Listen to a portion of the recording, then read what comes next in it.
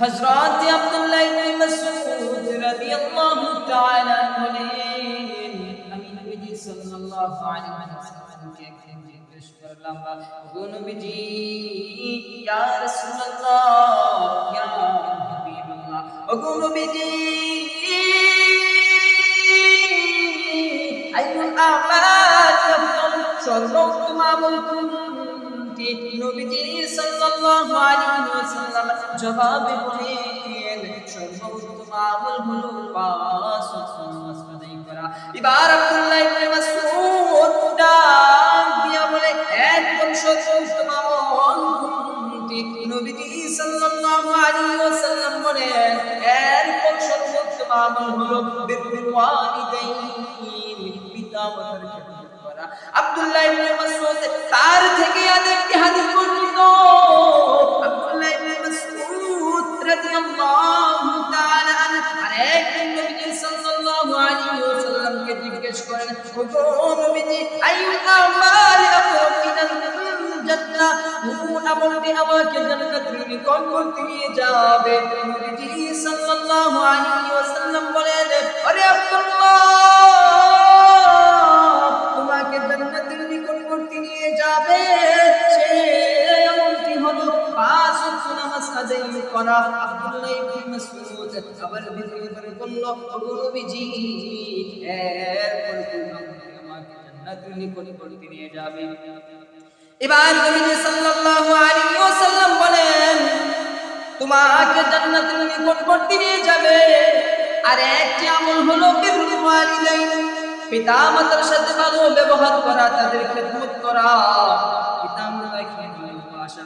কিন্তু আমি তুমি এমন কপাল পোড়া মুসলমান, জান্নাতের নিকটবর্তী দুইটি আমল আমাকে তোমাকে নিয়ে যাবে, কিন্তু আমি তুমি বছর যাই, মাস যাই, দিন যাই, সপ্তাহ যাই, তারপরও আমি আর তুমি পাঁচ ওয়াক্ত নামাজ তো দূরের কথা, এক ওয়াক্ত নামাজ আমি আর তুমি আদায় করি না। আমি তুমি এমন নাফরমান, যে মা আমাকে তোমাকে 10 মাস 10 দিন গর্ভধারণ করেছে, সেই মাকে আমি তুমি ভালোবাসি না, সেই মাকে আমি তুমি মুহাব্বত করি না। আরে বন্ধু, আরে একদিন মুসা কালিমুল্লাহ ডাক দিয়া বলে, আমি মুসা জানতে বলে চাই, আমার জান্নাতের সঙ্গী কে হবে, আমার জান্নাতের সাথী কে হবে? মালিক ডাক দিয়া বলে, আরে মুসা, তোমার জান্নাতের সাথী হবে একজন কসাই। এবার মুসা কালিমুল্লাহ ডাক দিয়া বলে, ওরে মালিক, আপনি আমার সাথে বরাবর কেমন করেন? আমি একজন পয়গম্বর আর আমার জান্নাতের সাথী হবে একজন কসাই, এটা কেমনে হয়? এবার মালিক ডাক দিয়ে বলে, হ্যাঁ, তোমার জান্নাতের সাথী হবে একজন কসাই। এবার মুসা কালিমুল্লাহ বলে, তাহলে তার ঠিকানা দেন। মুসা কালিমুল্লাহ ডাক দিয়ে বলে, তাহলে তার ঠিকানা দেন।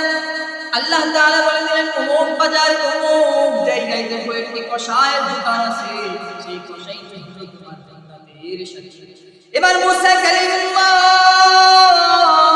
আল্লাহ তাআলার কথা শুনিয়া বাজারে গিয়া অনেক সময় খেয়াল করে দেখে সেই কসাইটি সারাদিন দোকানদারি করার পর বিকেল বেলা একটি ব্যাগের ভিতরে তার দোকান থেকে কিছু ভালো ভালো মাংস নিয়ে তার ব্যাগের মধ্যে রাখলো। তার ব্যাগের মধ্যে রাখার পর মাংস নিয়ে বাড়ির দিকে রওনা হলো। এবার মুসা কালিমুল্লাহ ডাক দিয়ে বলে, ও কসাই, আজকে তোমার বাড়িতে আমি একজন মুসাফির, আমাকে কিছু খানাদারি করবানি?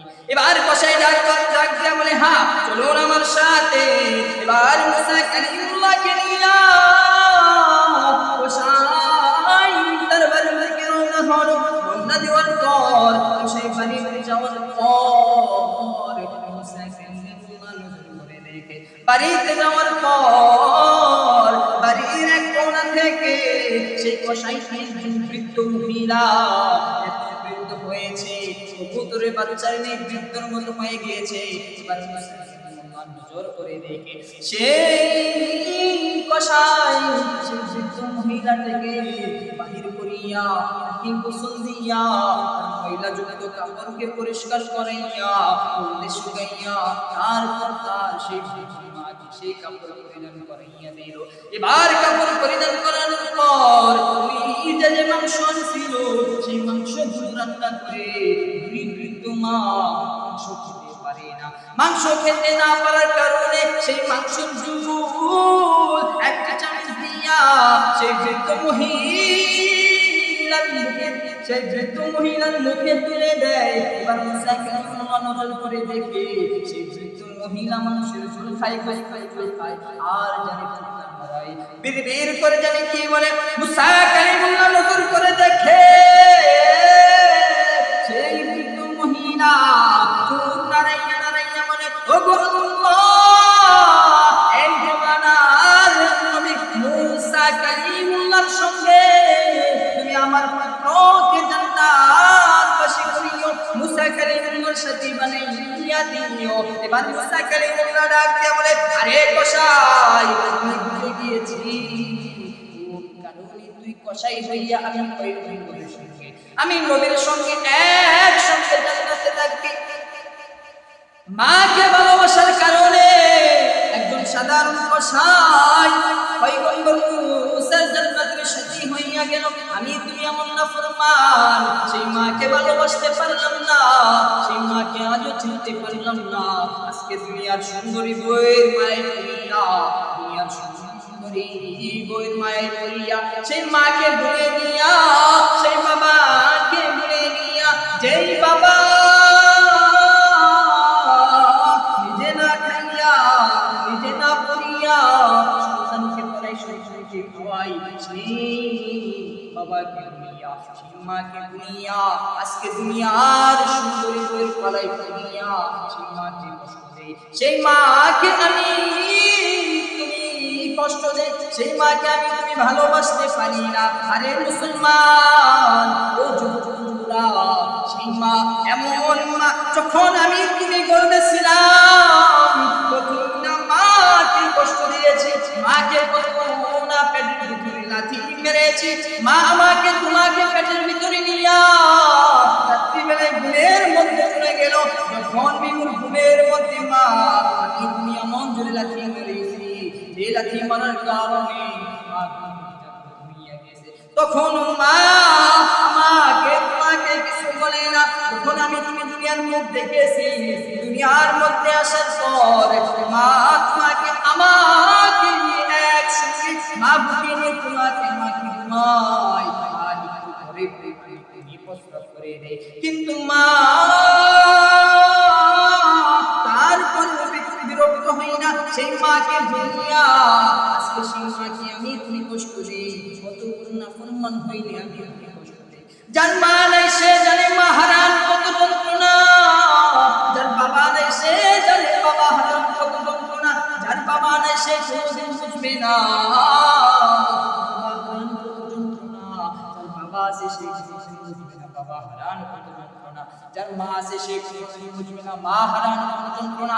এজন্য তোমাদেরকে হাতে পায়ে ধরে বলি, মাটাকে কোনোদিন কষ্ট দিও না, বাবাটাকে কোনোদিন কষ্ট দিও না। যেদিন বাবা নামে তোমার উপর থেকে এই ছায়াটা সরে যাবে, সেদিন তুমি বুঝতে পারবে বাবা নামক জিনিসটা কত বড় একটি দৌলত, বাবা জীবন ধরে কি অমূল্য রত্ন, সেদিন তুমি বুঝতে পারবে।